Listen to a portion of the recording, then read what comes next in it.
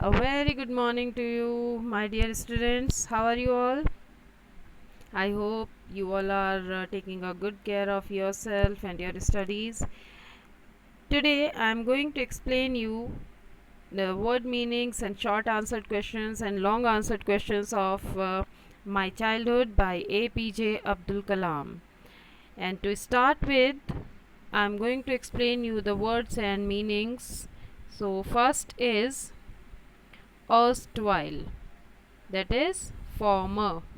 कहते हैं ना former name, former prime minister etcetera, पहले पहले वाला. Next is innate, inborn, जो बाय बर्थ हमारे पास कुछ क्वालिटीज़ आ जाती हैं, that are called innate. Third austere, simple.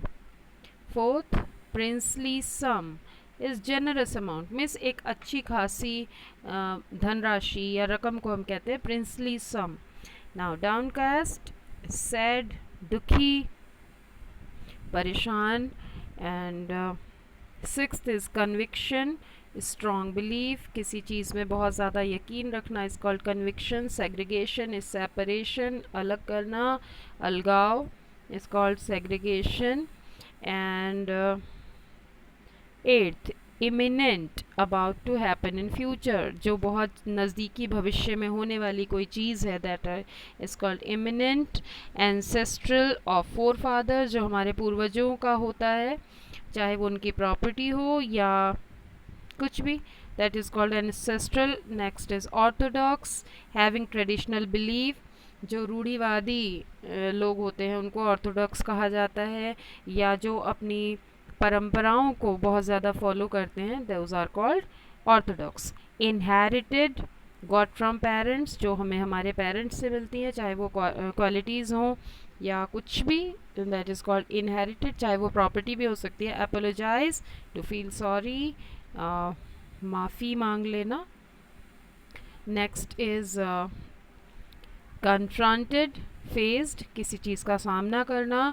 14th is unprecedented, is never before or without any previous example, means जो पहले कभी नहीं हुआ हो या उसके जैसी कोई चीज़ पहले नहीं देखी गई हो.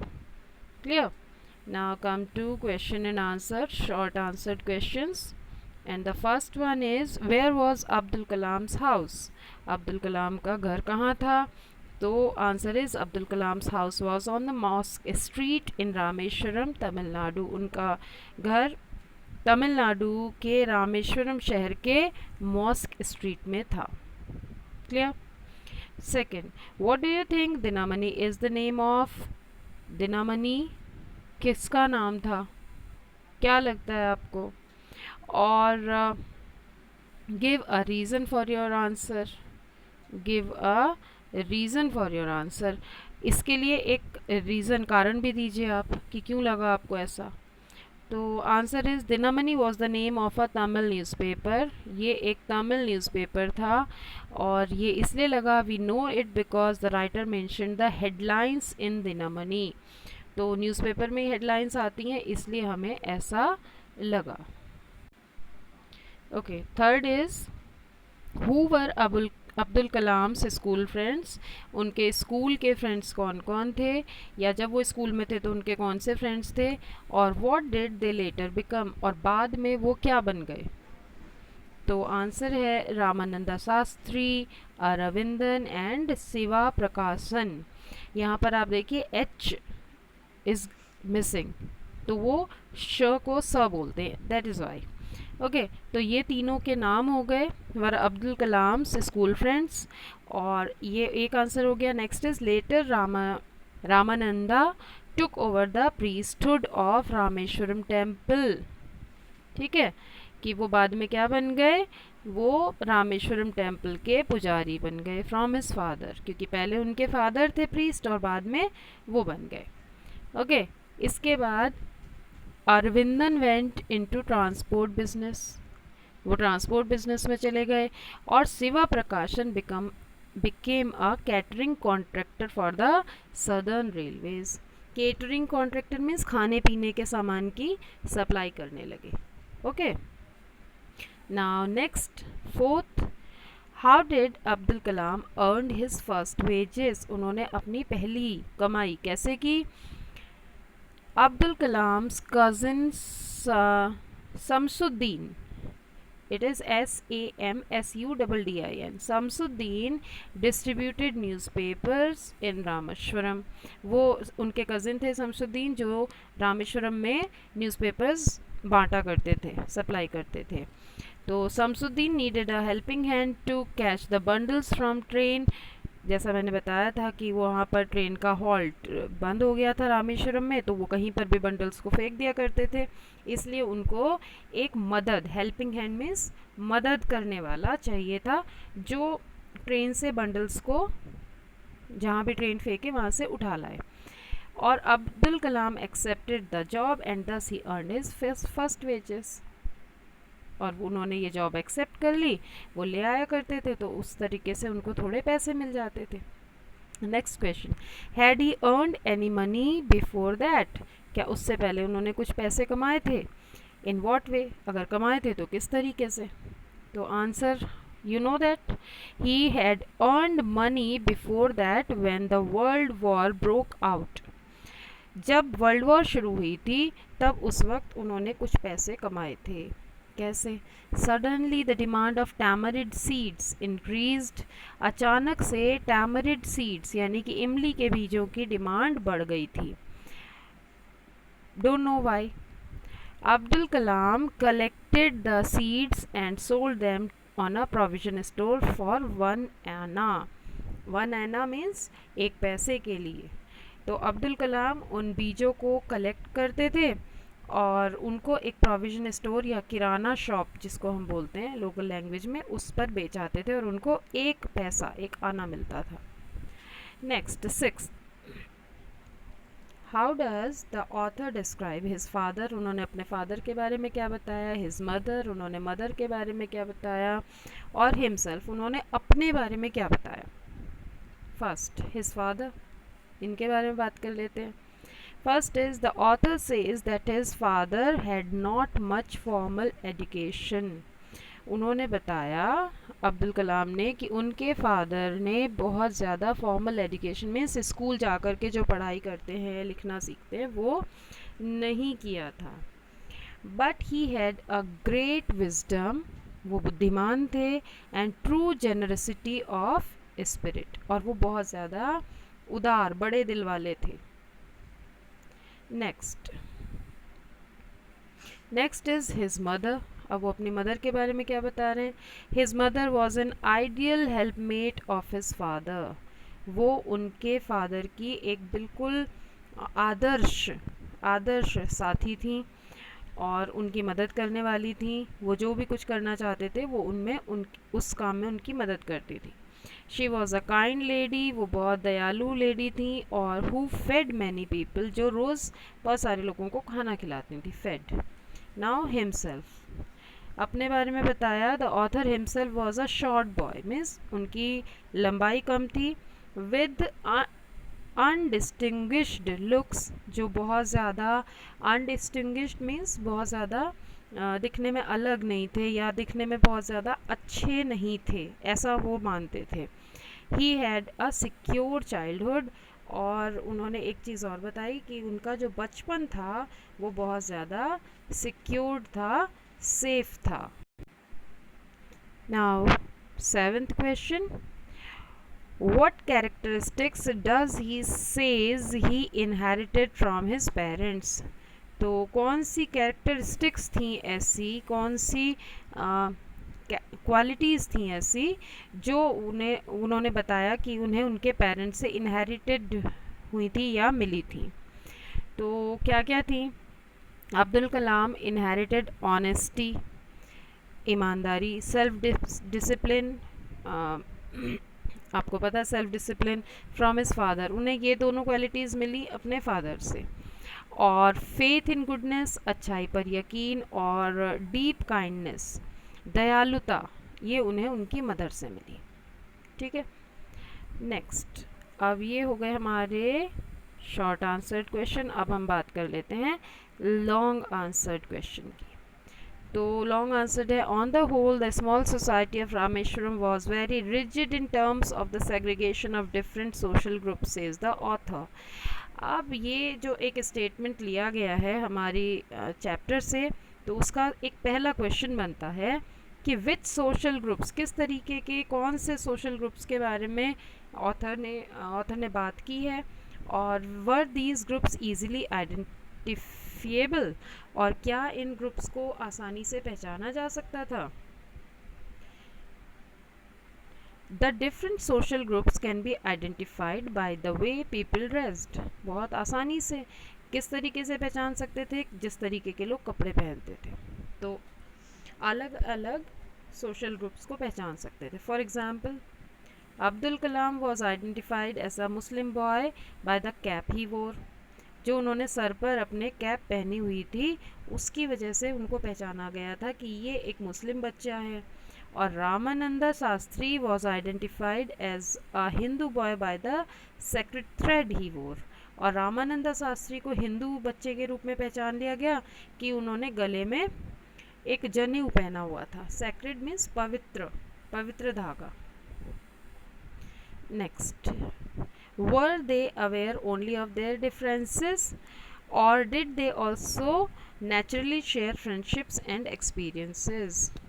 तो यहाँ पर इन चारों बच्चों के बारे में बात की जा रही है कि क्या उनको उनके डिफरेंसेस के बारे में ही पता था कि तुम हिंदू हो तुम मुसलमान हो, समझते थे लेकिन ऐसा कोई डिफरेंस था नहीं, या और डिड दे, तो या फिर वो नेचुरली जो बच्चे एक दूसरे से मिक्सअप हो जाते हैं तो ऐसी कोई फ्रेंडशिप और एक्सपीरियंस वो अपनी शेयर करते थे।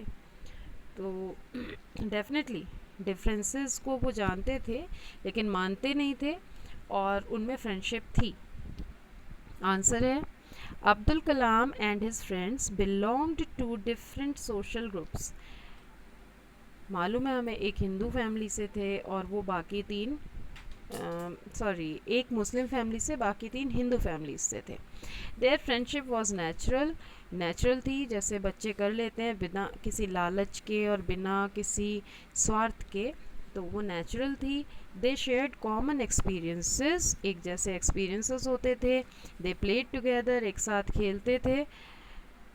तो जैसे एक दूसरे के साथ कुछ प्रॉब्लम होती थी तो सबके साथ होती थी, इंजॉय करते थे, तो एक साथ, तो एक जैसे एक्सपीरियंसेस थे।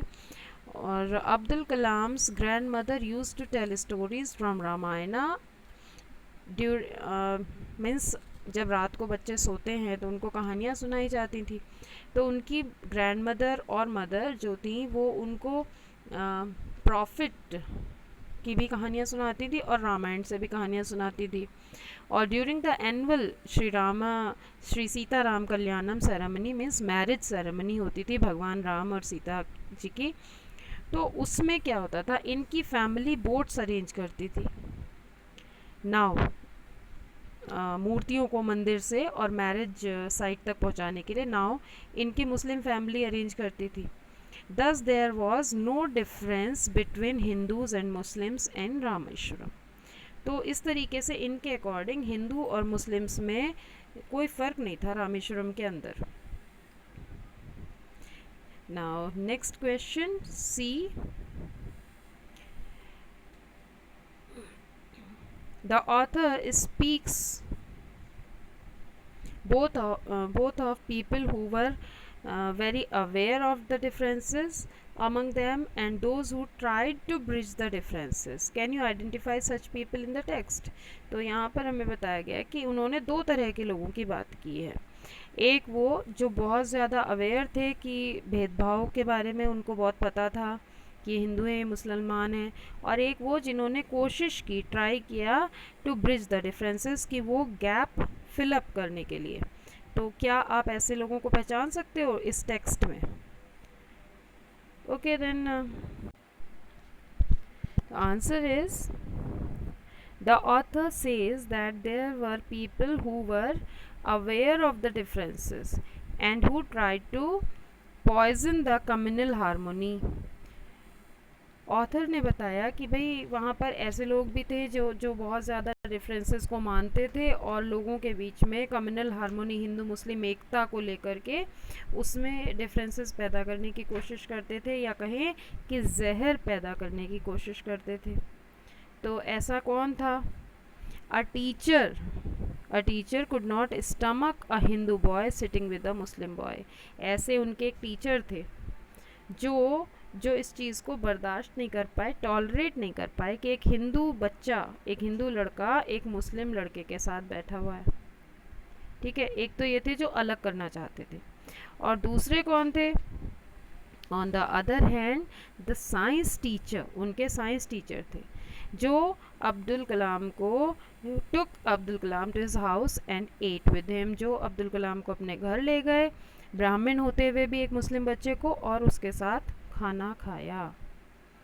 Next part, narrate two incidents that show how differences can be created and also how they can be resolved. How can people change their attitudes? आपको ऐसे दो घटनाएं बतानी हैं जो ये बताती हैं कि फ़र्क, भेदभाव कैसे पैदा किया जाता है, क्रिएट किया जाता है, और ये भी बताइए कि उनको सॉल्व कैसे किया जाता है, उनको दूर कैसे किया जाता है, उनका सॉल्यूशन कैसे निकाला जाता है, और how can people change their attitudes, कि लोग अपना एटीट्यूड, अपना नज़रिया कैसे बदल सकते हैं।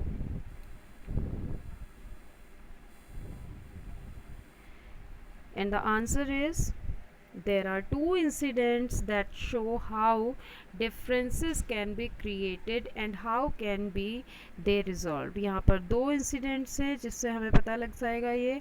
और पहला इंसिडेंट है, a young teacher asked Abdul Kalam to sit on the back bench. एक यंग टीचर थे जिन्होंने अब्दुल कलाम को पीछे जाकर बैठने के लिए कहा, पीछे वाली बेंच पर। It created the difference between Hindu and Muslim. यहाँ पर क्योंकि वो हिंदू बच्चे के साथ बैठे थे इसलिए उनको हटा दिया गया, तो एक भेदभाव पैदा कर रहे थे वो। प्रीस्ट लक्ष्मणा शास्त्री जो पुजारी थे, वो उन्होंने क्या किया?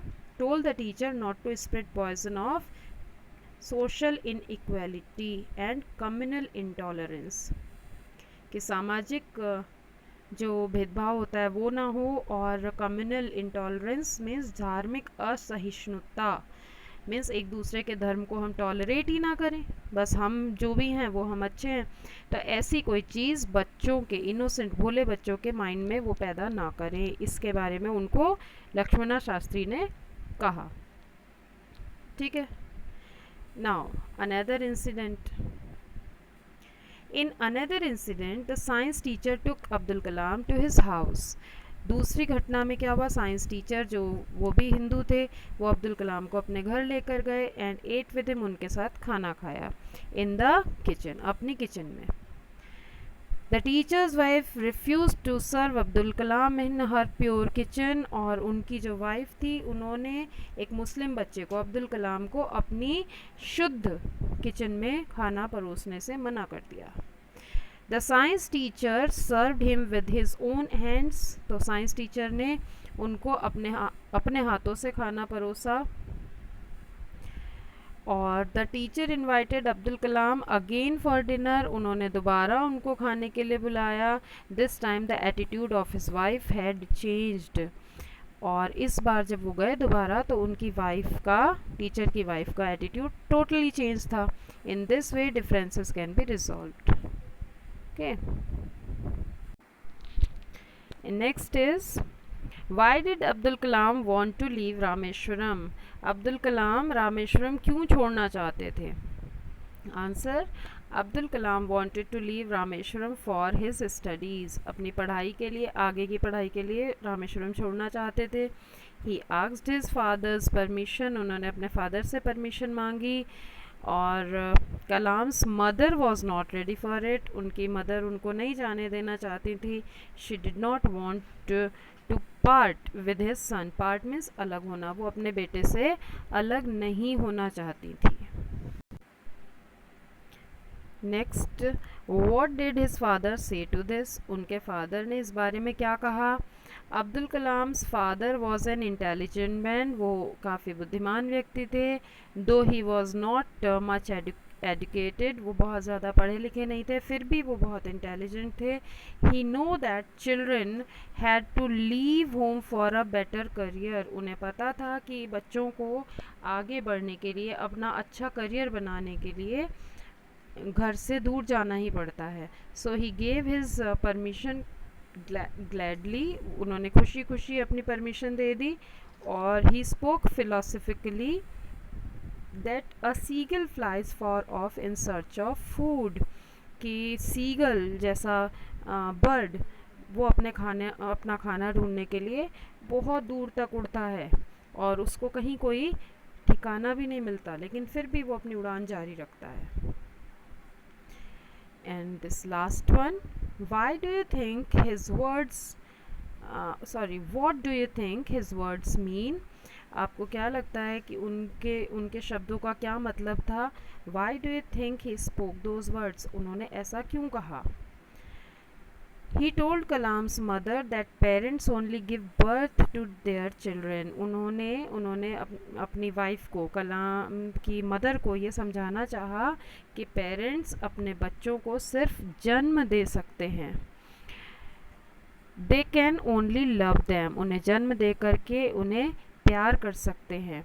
But they should not force their thoughts on them. लेकिन पेरेंट्स को अपने बच्चों के ऊपर उनके थॉट्स, अपने थॉट्स नहीं डालने चाहिए, थोपने नहीं चाहिए. जो वो करना चाहते हैं उनको सपोर्ट करना चाहिए. They should give them freedom of thoughts and choice of career. उन्हें सोचने की, समझने की आज़ादी देनी चाहिए और उन्हें अपना करियर अपने अकॉर्डिंग बनाने की आज़ादी देनी चाहिए, तभी वो आगे बढ़ पाएंगे. So that's all for today. We'll meet in next class. Till then, keep on studying and take care. Have a nice day. Goodbye.